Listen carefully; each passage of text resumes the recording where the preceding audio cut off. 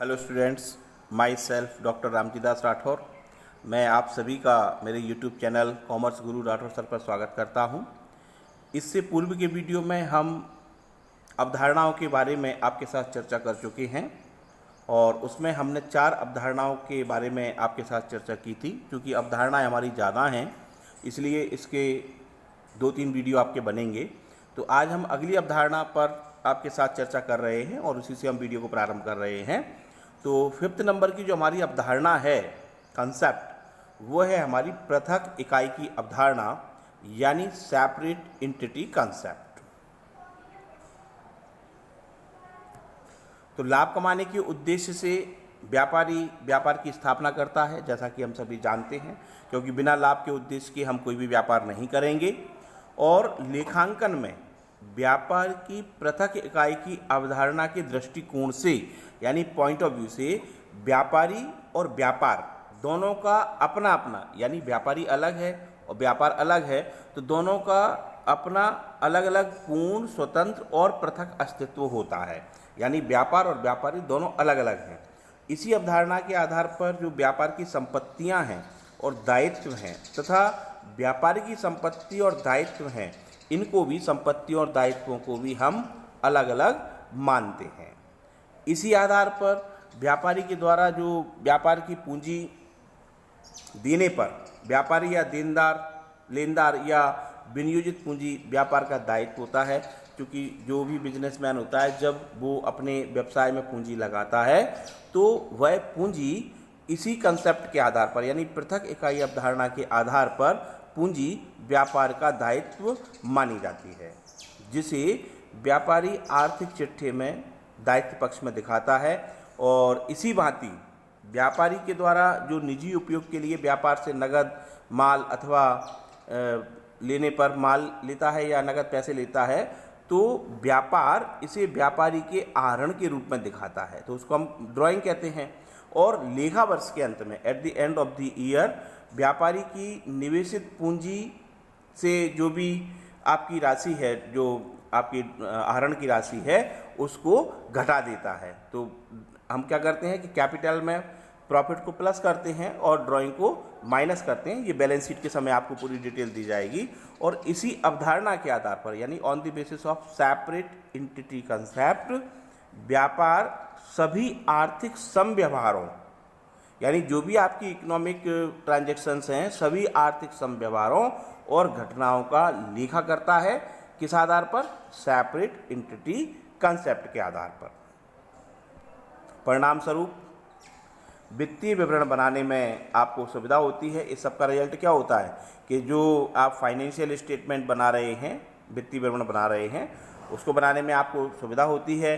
साथ ही साथ जो वैधानिक दृष्टिकोण से यदि हम बात करें, तो एकाकी व्यापार यानी सोल ट्रेड और साझेदारी व्यवसाय में जो आपका व्यापारी है और साझेदार है, उनका दायित्व कैसा होता है? असीमित दायित्व होता है। तो असीमित दायित्व होने के कारण दोनों को एक ही माना जाता है। जबकि लेखांकन के पॉइंट ऑफ व्यू से यदि हम बात करें, तो व्यापारिक समव्यवहारों के संदर्भ में दोनों का अपना अलग अलग अस्तित्व होता है। ठीक है, तो इसको आपको याद रखना है। और यदि हम इसी बात को एक कंपनी के रेफरेंस में बात करें, जिसे हम जॉइंट स्टॉक वेंचर या संयुक्त पूंजी कंपनी कहते हैं, तो संयुक्त पूंजी कंपनी की स्थापना में जो रोल है, तो वो किस टाइप से है कि इसकी स्थापना अंशधारियों में अंश पूंजी बेचकर होती है। और जो अंशधारियों का दायित्व है, क्योंकि सेपरेट बिजनेस एंटिटी है ना, तो अंशधारियों का दायित्व कितना है? उनके द्वारा लिए गए अंशों के मूल्य तक सीमित रहता है। अब यहाँ पर अभी हमने 3 बातों पर चर्चा की कि जो हमारा सोल ट्रेड है, उसकी लायबिलिटी आपकी अनलिमिटेड होती है, यानी घाटा होता है। तो क्या होगा कि पहले आपकी बिजनेस की एसेट्स से आपका पैसा वसूल किया जाएगा और उसके बाद आपके पर्सनल एसेट्स को लिया जा सकता है। पार्टनरशिप में भी ऐसा होता है। लेकिन यदि हम कंपनी की बात करें, तो कंपनी का जो निर्माण है वो शेयर कैपिटल के द्वारा हो रहा है और एक शेयर होल्डर का जो दायित्व है, लायबिलिटी है, तो वह उसके द्वारा लिए गए अंशों के मूल्य तक ही सीमित है। और इसी कारण वैधानिक और लेखांकन, यानी जो वैधानिक की बात करें और लेखांकन की बात करें, तो दोनों ही दृष्टिकोण से संयुक्त पूंजी कंपनी और अंशधारियों का पृथक पृथक अस्तित्व होता है। कहने का एस्पेक्ट ये है सारांशतः कि व्यापार की पृथक इकाई की संकल्पना सभी प्रकार के व्यावसायिक संगठनों पर लागू होती है। तो सभी प्रकार का एस्पेक्ट ये है कि चाहे आपका सोल ट्रेड हो, पार्टनरशिप हो अथवा आपका कंपनी हो, तो सभी पर ये प्रथा आपकी लागू होगी। यानी separate business entity concept is applicable to all forms of business organisation. तो ये अभी हमने बात की सेपरेट बिजनेस एंटिटी कंसेप्ट के बारे में कि पृथक इकाई की अवधारणा क्या होती है। अब हम इसके प्रभाव के बारे में चर्चा करते हैं। तो इसका प्रभाव क्या पड़ेगा, तो इसके दो प्रभाव इन्होंने बताए हैं। तो पहला प्रभाव ये बताते हैं कि व्यापार की वित्तीय स्थिति की सरलता से जानकारी हो जाती है, यानी आपको आसानी से बिजनेस की फाइनेंशियल पोजीशन पता लग जाती है, सरलता से जानकारी प्राप्त हो जाती है। और सेकंड वन, व्यवसाय की अर्जन शक्ति की गणना सुविधापूर्वक तरीके से की जा सकती है। यानी आप अर्निंग कैपेसिटी को चेकआउट करना चाहते हैं तो वह भी आपको पता लग जाएगी, क्योंकि बिजनेस और बिजनेसमैन दोनों अलग अलग हैं। तो व्यापार कितना काम कर रहा है, क्या लाभ कमा रहा है, उसकी क्या फाइनेंशियल पोजीशन है, तो ये हम सेपरेट बिजनेस एंटिटी के माध्यम से आसानी से ज्ञात कर सकते हैं। चलिए अब हम आगे बढ़ते हैं। अगली जो अवधारणा है तो वह है हमारी लागत अवधारणा, जिसे हम बोलेंगे कॉस्ट कंसेप्ट। इस अवधारणा के अनुसार लेखा पुस्तकों में संपत्तियों को उन्हें अर्जन करने हेतु चुकाए गए मूल्य, मतलब लागत मूल्य पर दिखाया जाता है। यानी जो आपकी एसेट्स हैं उनको आप कॉस्ट पर दिखाएंगे। अब आगे चलकर, चाहे बाद में चलकर, उसके बाजार मूल्य में कमी या वृद्धि ही क्यों ना हो। जैसे मान लीजिए आपने कोई एसेट्स परचेज की 5 लाख रुपए की, तो जो कॉस्ट है आप उसी को दिखाएंगे, भले ही आगे जाकर के उसका वैल्यू 4 लाख रुपए रह जाए या 6 लाख रुपए हो जाए, उससे आपको कोई फर्क नहीं पड़ता है। साथ ही प्रत्येक संपत्ति की आयु यानी एस्टिमेटेड लाइफ ऑफ एसेट्स निश्चित होती है, और इसी कारण से संपत्तियों पर व्यापार की नीति और संपत्ति की प्रकृति के अनुसार ह्रास लगाया जाता है। ये बहुत महत्वपूर्ण चीज़ है, इसको याद रखिएगा कि जो हम ह्रास लगाते हैं ना, तो ह्रास लगाने के दो बेस इन्होंने बताए। क्या कि संपत्तियों पर जो आप ह्रास लगाएंगे, एक तो व्यापार की नीति क्या है, ट्रेड पॉलिसी आपकी क्या है, और साथ ही साथ संपत्ति का नेचर किस टाइप का है। यदि आपकी लॉन्ग टर्म रिलेटेड नेचर वाली संपत्ति है तो उस संपत्ति पर आप ह्रास की दर कम रख सकते हैं। लेकिन यदि फास्ट मूवमेंट में वो है, जैसे मान लीजिए बुक्स वगैरह हैं या इलेक्ट्रॉनिक्स वगैरह हैं जो 1 साल ही चल पाते हैं, तो उन पर ह्रास की दर आपकी ज़्यादा हो सकती है। तो उसके अनुसार ही आपको ह्रास लगाना है। और लेखांकन के दृष्टिकोण से यदि हम बात करें तो संपत्ति की समाप्त लागत व्यय है और असमाप्त लागत संपत्ति है। तो अकाउंटिंग पॉइंट ऑफ व्यू से ध्यान दीजिएगा कि संपत्ति की समाप्त लागत ये क्या है, ये आपका एक्सपेंस है, और असमाप्त लागत वो आपकी क्या है, संपत्ति है। यानी expired cost of assets is an expense and unexpired cost is an assets. तो जो पार्ट आप यूज कर चुके हैं, जिसका आप प्रयोग कर चुके हैं, वो आपका व्यय है। तो जैसे हम ह्रास लेते हैं तो डेप्रिसिएशन हम उसको व्यय मानते हैं। व्यय किस सेंस में कि हमने उसका प्रयोग कर लिया, ठीक है ना। और जो अनएक्सपायर्ड पार्ट हमारे पास बचा हुआ है, तो बैलेंस शीट में आपने देखा होगा कि हम एसेट्स में से डेप्रिसिएशन को घटा करके दिखाते हैं और शेष राशि हमारे अमाउंट कॉलम में लिखी जाती है। तो उसका कारण यही है। इस संबंध में अकाउंटिंग स्टैंडर्ड 2 के अनुसार कुछ गाइडलाइन दी गई है। चलिए उसको समझने का प्रयास करते हैं। तो अकाउंटिंग स्टैंडर्ड 2 क्या कहता है, रहतिया का मूल्यांकन लागत और बाजार मूल्य में से जो दोनों में कम हो उस पर किया जाता है। ये अकाउंटिंग स्टैंडर्ड 2 के अनुसार आपको याद रखना है। और निवेशों के मूल्यांकन के लिए भी यही दृष्टिकोण अपनाया जाता है। यानी 2 वैल्यूएशन आपके रहे, स्टॉक और इन्वेस्टमेंट। और ये सिद्धांत चालू व्यवसाय की संकल्पना, यानी जो आपका ये सिद्धांत है आपका, तो वो किस पर आधारित है, चालू व्यवसाय की संकल्पना यानी गोइंग कंसर्न अजम्पशन पर आधारित है कि आपका व्यवसाय लगातार चलता रहेगा। उसी के आधार पर हम ये कॉस्ट कंसेप्ट का यूज करते हैं, लागत अवधारणा का यूज करते हैं। तो इसमें हमने जानने का प्रयास किया कि लागत अवधारणा के कारण ही हम संपत्तियों पर ह्रास लगाते हैं, और जो रहतिये का जो मूल्यांकन है, मार्केट प्राइस और आपका कॉस्ट प्राइस दोनों में से जो कम हो उस पर करते हैं। साथ ही निवेशों के लिए भी यही दृष्टिकोण अपनाया जाता है।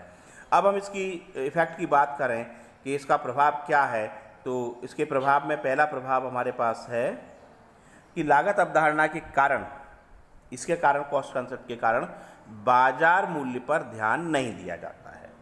आर्थिक चिट्ठा लागत तथा असमाप्त लागत के आधार पर वित्तीय स्थिति प्रदर्शित करता है। तो आर्थिक चिट्ठे में आप क्या दिखाते हैं, उसकी कॉस्ट कितनी थी और अब असमाप्त लागत आपकी कितनी बची है। क्योंकि समाप्त लागत हमने अभी शब्द समझा था कि समाप्त लागत मतलब जिसको आप प्रयोग कर चुके हैं, तो वो आपका डेप्रिसिएशन हो गया, व्यय हो गया। असमाप्त लागत आपकी एसेट्स की वैल्यू बची है, तो उसी को आप वित्तीय स्थिति में प्रदर्शित करते हैं। सेकंड वन कि ये अवधारणा केवल स्थायी संपत्तियों के लिए है, कॉस्ट कंसेप्ट, इसको याद रखिएगा। चालू संपत्तियों पर इसका कोई प्रभाव नहीं पड़ता है। ठीक, चालू संपत्तियों को लागत मूल्य या बाजार मूल्य जो दोनों में कम हो उस पर दिखाया जाता है। अभी हमने बात की थी आपके साथ स्टॉक के बारे में और इन्वेस्टमेंट के बारे में। तो जो आपकी करंट एसेट्स है, फिक्स्ड एसेट्स जैसे आपकी फर्नीचर है, मशीन है, तो उसको हम कॉस्ट पर दिखाते हैं। लेकिन जो आपकी करंट एसेट्स वगैरह हैं उनको हम मार्केट प्राइस और cost price which ever is less पर दिखाते हैं। इसको आप याद रखिएगा, काफ़ी महत्वपूर्ण पॉइंट है ये हमारे लिए। तो ये बात थी आपकी कॉस्ट कंसेप्ट के बारे में।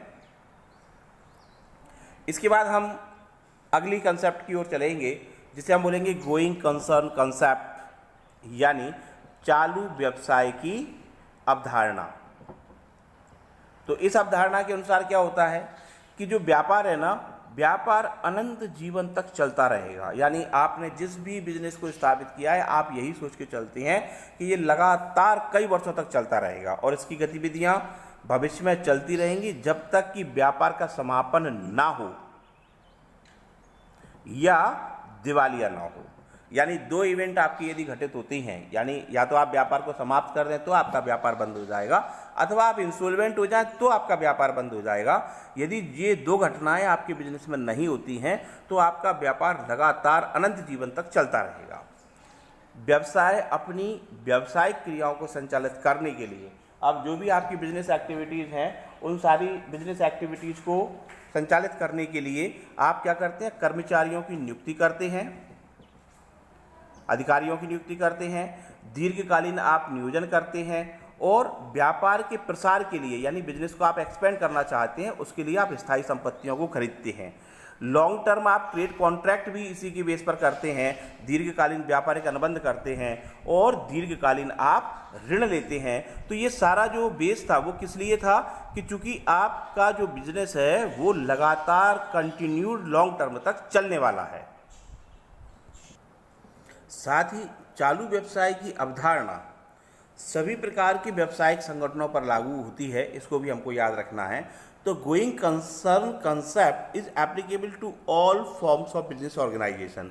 दैट मीन्स आपका चाहे सोल ट्रेड हो, पार्टनरशिप हो या आपकी कंपनी हो, प्राइवेट पब्लिक, तो कुछ भी हो, उन सब में ये आपकी गोइंग कंसर्न कंसेप्ट समान रूप से लागू होती है। तो ये पूर्व निश्चित जीवन काल वाले व्यवसाय जैसे संयुक्त साहस में उसके जीवन काल तक लागू होती है। यानी इन्होंने एक बात और कही कि जैसे इसके पहले जो निश्चित जीवन काल था, तो निश्चित जीवन काल के लिए तो उसमें जितना जीवन काल है आपका 10 साल 5 साल, तो उस टाइम तक वो कंसेप्ट आपकी लागू रहेगी।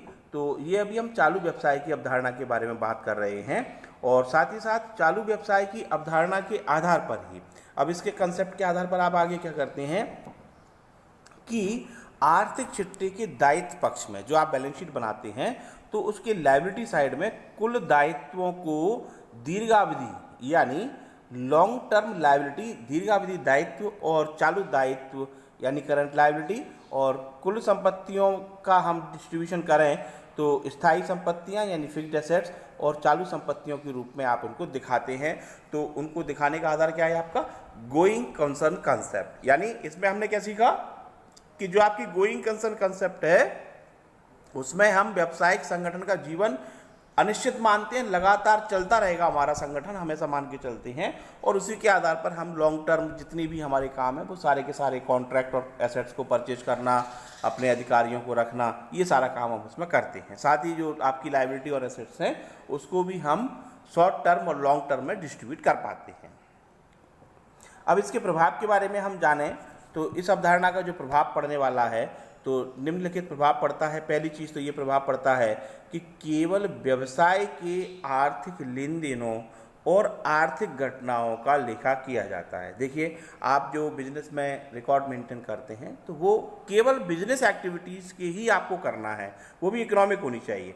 सेकंड वन, जो आपके आउटस्टैंडिंग एक्सपेंसेस हैं, अदत्त व्यय हैं, उनको आप बैलेंस शीट में लायबिलिटी साइड दिखाते हैं, और जो आपके प्रीपेड एक्सपेंसेस हैं तो उनको आप बैलेंस शीट के एसेट साइड में दिखाते हैं। तो ये किस कारण से? ये आपकी गोइंग कंसर्न कंसेप्ट के कारण ही ये सारा काम किया जाता है। साथ ही साथ नंबर 4 कि जो व्यापार की आपकी स्थायी संपत्तियां हैं उनमें से आप ह्रास घटा करके दिखाते हैं, तो उसको घटाने का कारण भी ये आपका गोइंग कंसर्न कंसेप्ट है।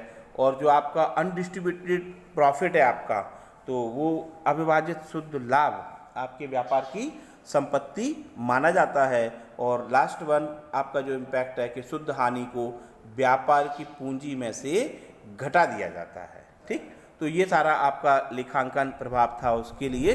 तो ये हम बात कर रहे थे गोइंग कंसर्न कंसेप्ट के बारे में। चलिए अब हम अगली अवधारणा पर चर्चा करेंगे और इसका नाम है लेखांकन संतुलन अवधारणा, यानी अकाउंटिंग इक्विवेलेंट कंसेप्ट। लेखांकन संतुलन अवधारणा, अकाउंटिंग इक्विवेलेंट कंसेप्ट। तो व्यापार का स्वामी जो होता है, ओनर, तो संपत्तियों को क्रय करने के लिए, यानी जो भी आपके एसेट्स हैं उनको परचेज करने के लिए आप एक फंड की व्यवस्था करते हैं, कोष की व्यवस्था करते हैं। इस कारण व्यापार के स्वामित्व की संपत्तियां निश्चित रूप से व्यापार के स्वामी द्वारा उपलब्ध कराए गए कोष के बराबर होती हैं। यानी जितना आपने फंड क्रिएट किया है आपकी एसेट्स उसके बराबर ही होनी चाहिए, और इसी को हम तकनीकी भाषा में कहते हैं समता, यानी इक्विटीज। ठीक, तो व्यापार के स्वामी के स्वामित्व में, यानी जो बिजनेस का ओनर है उसके टाइटल में जो भी संपत्तियां या वस्तुएं होती हैं उसे हम व्यापार के स्वामी की संपत्तियां कहते हैं। और इस प्रकार से हम अकाउंटिंग इक्वेशंस की यदि हम बात करें तो जितनी हमारी एसेट्स हैं तो assets is equal to equities ही होना चाहिए। तो इस बात पर आपको याद रखना है। और साथ ही साथ आधुनिक समय में हम बात करें तो स्वामित्व कोषों के अलावा आप धन भी उधार देते हैं, तो जिसे आप लायबिलिटी कहते हैं। तो कहने का मतलब ये है कि आपका जो स्वामित्व कोष है, ओनर्स इक्विटी है, उसके अलावा आप अदर लोन भी लेते हैं, पैसा भी लेते हैं, जिसे आप क्या कहते हैं, लायबिलिटी। तो इस प्रकार संपत्तियों को समता और दायित्वों के द्वारा खरीदा जाता है। यानी जो आपकी एसेट्स है तो उसके अगेंस्ट आपका क्या हुआ, इक्विटी एंड लायबिलिटी। तो इस प्रकार जो आपकी लेखांकन संपत्तियां हैं तो वो आपकी क्या है, लेखांकन संपत्तियां इज इक्वल टू आपका क्या हुआ कि मतलब समता प्लस लायबिलिटीज होती हैं। तो दैट मीन्स कि एसेट्स इज इक्वल टू स्वामित्व समता और दायित्व या बाहरी दायित्व, यानी एसेट्स इज इक्वल टू आपका क्या हुआ, ओनर्स इक्विटी प्लस लायबिलिटीज और आउटसाइड इक्विटीज। तो ये आपकी क्या है, लेखांकन संतुलन अवधारणा। तो इसमें हम क्या सीख रहे हैं कि जो हमारा अकाउंटिंग इक्वेशन है तो हमारी जो एसेट्स होंगी वो हमारी इक्विटी और लायबिलिटी के बराबर ही होंगी। इसका प्रभाव समझते हैं। तो इसके प्रभाव के बारे में कुछ बात आपको बताई गई है। तो इम्पैक्ट देखें कि कोई भी लेन देन इसी अवधारणा के आधार पर अभिलेखित किया जाता है। जो भी ट्रांजैक्शन है उसको आप इसी बेस पर रिकॉर्ड करते हैं। और जो दोहरा लेखा प्रणाली का जो सिद्धांत है, तो जैसे जो सिद्धांत हमने बात की कि प्रत्येक नाम के अगेंस्ट आपका जमा होना चाहिए, तो every debit have equal credit, तो वो इसी अवधारणा के आधार पर आधारित है। और इसका वर्णन आपको आगे देखने के लिए मिलेगा। और सभी व्यावसायिक लेन देन में 6 संयोजनों के अंतर्गत बात की जाती है। तो 6 कॉम्बिनेशंस क्या होते हैं उसके बारे में हम आपके साथ चर्चा करते हैं। इसमें सबसे पहला है, वो क्या है, स्वामित्व कोष में वृद्धि, यानी इंक्रीज इन ओनर्स इक्विटी, या तो वृद्धि होगी। सेकेंड, अगेंस्ट स्वामित्व कोष में कमी, यानी decrease in owners equity. Third one, दायित्व में वृद्धि, इंक्रीज इन लायबिलिटी अथवा decrease in liability, and last one संपत्तियों में वृद्धि, इंक्रीज इन एसेट्स और अगेंस्ट डिक्रीज इन एसेट्स। तो या तो आपके दायित्वों में कमी वृद्धि होगी, संपत्तियों में कमी वृद्धि होगी, तो ये आपके कॉम्बिनेशंस आपको याद रखना है। तो प्रत्येक लेन देन इस प्रकार से आप रिकॉर्ड करते हैं कि जो लेखांकन समीकरण है ना वो आपका लगातार चलता रहे, यानी assets is equal to liabilities continuously चलती रहेंगी। इन अदर वर्ड्स यदि हम बात करें तो किसी लेन देन के दोनों पक्षों का रिकॉर्ड यानी अवलेखन इस प्रकार करते हैं कि इनका प्रभाव संतुलित रहे यानी बैलेंस रहे, और जो समीकरण के नियम है ना उनका भी आपका पालन होता रहे। यदि लेखांकन संतुलन की अवधारणा नहीं होती, याद रखिएगा बहुत महत्वपूर्ण बात है ये कि यदि ये आपका कंसेप्ट नहीं होता तो दोहरा लेखा प्रणाली कभी भी अस्तित्व में नहीं आती, क्योंकि दोहरा लेखा प्रणाली में भी हम debit is equal to credit के बारे में बात करते हैं, तो वो debit is equal to credit इसी के आधार पर आया है, लेखांकन संतुलन अवधारणा के आधार पर। तो ये हमको याद रखना है कि जो भी हो रहा है उसका इम्पैक्ट इक्विटी के साथ निश्चित तौर पर आपकी लेखांकन समीकरण पर पड़ेगा। चलिए इसके बाद हम अगली अवधारणा के बारे में बात करते हैं और वो है पॉइंट नंबर 9, जांच योग्य लिखित प्रमाण की अवधारणा यानी वेरीफिएबल ऑब्जेक्ट एविडेंस कंसेप्ट। तो ये लेखांकन की सबसे अनिवार्य अवधारणा है और इसके अनुसार प्रत्येक व्यापारिक लेखा प्रलेखीय साक्ष्यों पर आधारित और प्रमाणित होना अनिवार्य है, यानी आप बिजनेस में जो भी रिकॉर्ड मेंटेन कर रहे हैं उसका एविडेंस आपके पास होना चाहिए। तो every business record must be based and supported by documentary evidence. और इन व्यापारिक प्रलेखों के अंतर्गत यदि हम बिजनेस डॉक्यूमेंट की बात करें तो वो कौन से डॉक्यूमेंट हैं, तो इसमें आपकी रसीद है, आपका बिल, बीजक, कैश मेमो, क्रेडिट मेमो, आपका अनुबंध कॉन्ट्रैक्ट, मजदूरी है, वेतन के विपत्र हैं, मजदूरी वेतन की पे स्लिप्स, ट्रेड आपके लेटर्स हैं, व्यापारिक पत्र, वाउचर्स, प्रमाणक, बिल्स रिसीवेबल, बिल्स पेएबल, ये सब के सब क्या हैं आपके, ये व्यापारिक प्रलेख माने जाते हैं। और इन्हीं व्यावसायिक प्रलेखों के आधार पर लेखांकन की प्रविष्टियाँ एंट्रियाँ की जाती हैं। और बहुत महत्वपूर्ण बात है कि अंकेक्षक इन्हीं प्रलेखों के आधार पर लेखों की जांच करता है। यदि ये प्रलेख आपके पास नहीं है, केवल आपने एंट्री मेंटेन कर दी है, तो उस एंट्री को ऑडिटर सही नहीं मानेगा, ऑडिटर उसके बारे में आपसे उसका डॉक्यूमेंट्री एविडेंस मांगेगा। और ये प्रलेख जो डॉक्यूमेंट जितने स्पष्ट होंगे, विश्वसनीय और जांच करने योग्य होते हैं, उतनी ही अधिक सरलता से अंकेक्षण का कार्य होता है और लेखे शुद्ध माने जाते हैं। यदि ये सारा काम आपका सही है तो हम ये मान के चलेंगे कि आपने जो काम किया है पूरा एक्यूरेट है, ऑडिटर भी आपके द्वारा मेंटेन किए गए अकाउंट्स पर विश्वास करता है। ठीक, अब इसके प्रभाव की हम बात करें कि इस अवधारणा का प्रभाव क्या पड़ने वाला है, तो अवधारणा का प्रभाव विभिन्न व्यापारिक प्रलेखों और प्रमाणकों के आधार पर लेखा किया जाता है। पहला प्रभाव तो ये है। दूसरा, इन प्रलेखों तथा प्रमाणकों का प्रयोग लेखों के अंकेक्षण में किया जाता है। तो एक तो आप अकाउंटिंग रिकॉर्ड मेंटेन करते हैं, दूसरा आप इसका अंकेक्षण में प्रयोग करते हैं, और तीसरा इसके कारण लेखापालक मानसिक रूप से तनाव मुक्त रहते हैं, टेंशन फ्री रहते हैं। मतलब ये है कि जब आपके पास प्रॉपर रिकॉर्ड मेंटेन है और उसका प्रॉपर आपके पास बिल वाउचर है तो आपको टेंशन लेने की आवश्यकता नहीं है। कोई भी ऑडिट करने के लिए आता रहे, आसानी से वो ऑडिट कर देगा, हमें परेशान होने की आवश्यकता उसमें नहीं है।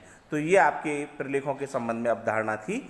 और इसके बाद अगली अवधारणा पर हम चर्चा करने जा रहे हैं और उस अवधारणा का नाम है पूंजी अवधारणा, नंबर 10 पॉइंट पर, जिसे हम कहेंगे कैपिटल कंसेप्ट। तो इसके अनुसार पृथक रूप से यानी अलग से पूंजी का अवलेखन किया जाता है। इसके पहले भी हमने बात की थी पूंजी के बारे में। तो व्यापार का स्वामी अपनी पूंजी नगद या वस्तु के रूप में या पार्टली नगद और पार्टली वस्तु के रूप में देता है। तो जैसी भी स्थिति होती है, इन कैश और इन काइंड आप व्यापार में कैपिटल लगाते हैं। और एकाकी व्यापारी और साझेदारी व्यापार में प्रत्येक लेखांकन वर्ष के लाभ को संबंधित पूंजी खाते में ट्रांसफर किया जाता है। तो ये याद रखना है कि जो सोल ट्रेड और पार्टनरशिप होती है ना, तो उसमें जो भी आपका प्रॉफिट हो रहा है उस प्रॉफिट को आप कैपिटल अकाउंट्स में ट्रांसफ़र करते हैं, यानी कैपिटल में आप प्लस करते हैं प्रॉफिट को, लॉस होता है तो माइनस करते हैं। लेकिन ध्यान दीजिएगा, जो लिमिटेड कंपनियां हैं तो लिमिटेड कंपनियों में लाभ को पूंजी खाते में हस्तांतरित नहीं किया जाता है, इसको याद रखना। तो कैपिटल में हम कौन सा प्रॉफिट एडजस्ट कर रहे हैं, सोल ट्रेड का और पार्टनरशिप का, लिमिटेड कंपनियों का नहीं किया जा रहा है। यानी इसका मतलब क्या हुआ कि लेखापालकों को पूंजी और लाभ का अवलेखन करते समय इस अवधारणा को आपको ध्यान में रखना होगा। ठीक, तो इसका प्रभाव क्या है, तो व्यापार, इस अवधारणा से व्यापार की अर्जन शक्ति का आप आसानी से पता लगा सकते हैं, और दूसरा, इससे विभिन्न अवधियों की अर्जन शक्ति को मापने में सरलता मिलती है। परिणाम स्वरूप आपको व्यावसायिक क्षमता की गणना आप आसानी से कर सकते हैं। तो इसमें आपको इस बात को याद रखना है।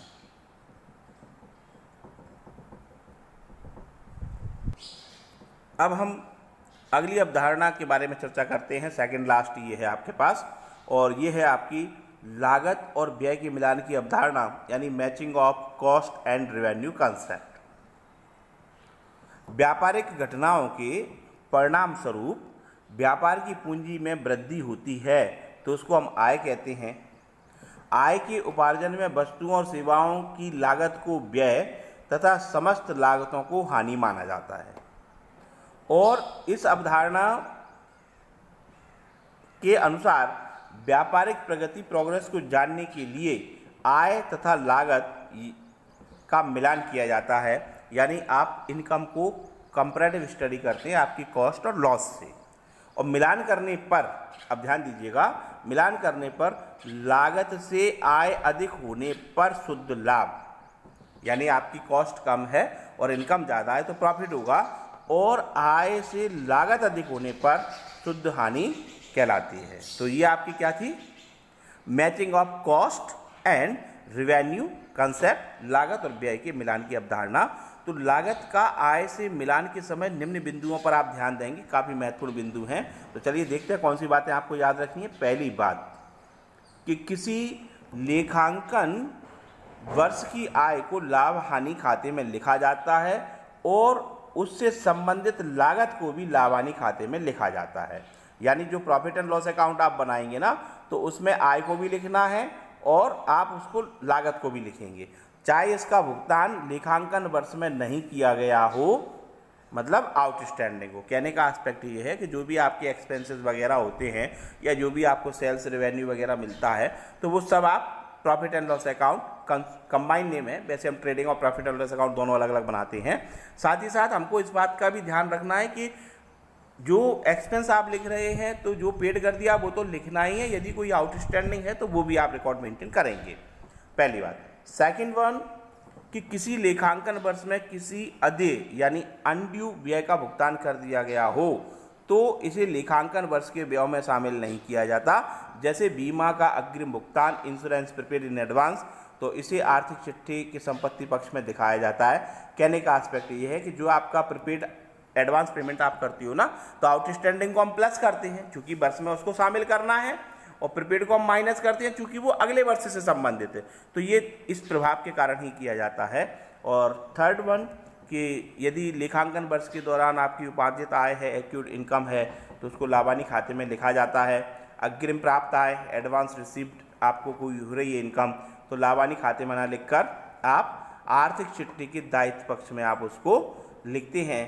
तो ये सारी बात आपको याद रखना है। और लेखांकन वर्ष के अंत में जो बिना बिके माल की लागत है, यानी कॉस्ट ऑफ अनसोल्ड स्टॉक तथा इस पर किए गए व्ययों को अगले वर्ष में आप ले जाते हैं, इस बात को भी याद रखेंगे। और जो लेखांकन वर्ष का अंतिम रहतिया है, आगामी वर्ष में आपका प्रारंभिक रहतिया माना जाता है। तो ये आपकी इस अवधारणा का प्रभाव था। तो कहने का एस्पेक्ट ये है कि जो भी आप एडजस्टमेंट कर रहे हैं आउटस्टैंडिंग, प्रीपेड, एडवांस, एक्यूट वगैरह के लिए, तो वो सारे के सारे, और क्लोजिंग स्टॉक को नेक्स्ट ईयर आप ओपनिंग स्टॉक के रूप में कन्वर्ट करते हैं, तो वो इसी के कारण करते हैं। अब हम इसके प्रभाव के बारे में बात करें तो प्रभाव ये है कि इस अवधारणा के प्रयोग के द्वारा व्यापार का स्वामी सरलता से व्यापार की लाभ हानि को ज्ञात कर लेता है, तो आपको प्रॉफिट एंड लॉस की जानकारी आसानी से मिल जाती है। सेकंड वन कि इसी के आधार पर आप मितव्ययिता यानी इकोनॉमिकल पोजीशन को आप यूज़ कर सकते हैं और व्यापारिक क्षमता को आप बढ़ा सकते हैं, क्योंकि जब तक आपको पता नहीं लगेगा तब तक आप अपने व्ययों को कंट्रोल करने का भी प्रयास नहीं करेंगे, और जैसे आपको पता लगता है तो आप उनको नियंत्रण करते हैं और साथ ही साथ आप अपनी ट्रेडिंग कैपेसिटी को भी बढ़ाने का प्रयास करते हैं। आय में वृद्धि भी आप इसी के आधार पर कर सकते हैं। एंड लास्ट वन जो हमारी अवधारणा है तो वो हमारी रहेगी एक्चुअल कंसेप्ट, जिसे हम बोलेंगे उपार्जन अवधारणा।